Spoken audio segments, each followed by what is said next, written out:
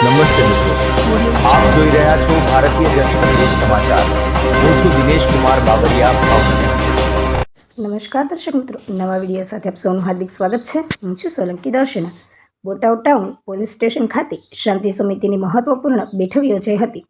આ બેઠકમાં Marhalsinh Raval, Botad town police inspector Vasava તેમજ શહેરના હિન્દુ મુસ્લિમ સમાજના આગેવાનો ઉપસ્થિત રહ્યા હતા.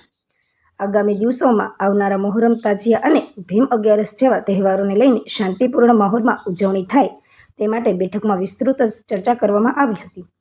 પોલીસ તંત્ર દ્વારા તહેવારો દરમિયાન કાયદાનું પાલન, ટ્રાફિક વ્યવસ્થા, જાહેર શાંતિ અને સુરક્ષા અંગે ખાસ માર્ગદર્શન આપવામાં આવ્યું હતું. ડીવાયએસપી મરહલસિંહ રાવલે સ્પષ્ટ જણાવ્યું હતું કે કોઈ પણ પ્રકારની અશાંતિ કે કાયદાનો ભંગ કરવાની પ્રવૃત્તિ સામે કડક કાર્યવાહી કરવામાં આવશે. સાથે સમાજના આગેવાનો સહકાર આપવામાં અપીલ કરવામાં આવી હતી, જેથી બોટાદમાં આવનારા તહેવારો શાંતિપૂર્ણ વાતાવરણમાં ઉજવાઈ શકે. રિપોર્ટર જયદેવી મંડી, પાળિયાદ.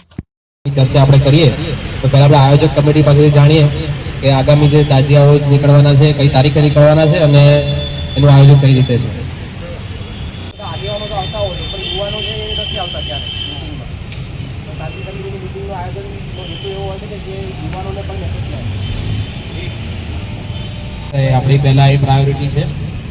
ખાસ કરીને આજે તહેવાર છે, તહેવારમાં આમ તો આપણે લગભગ આ ચોથી વખત મારો અહીંયા છે, પણ દર વખતની જેમ સૂચનાઓ એક જ છે કે તો જે યુવાનો છે, બરાબર, એ યુવાનોની તમે એક તમારી રીતે મિટિંગ લઈ લેજો.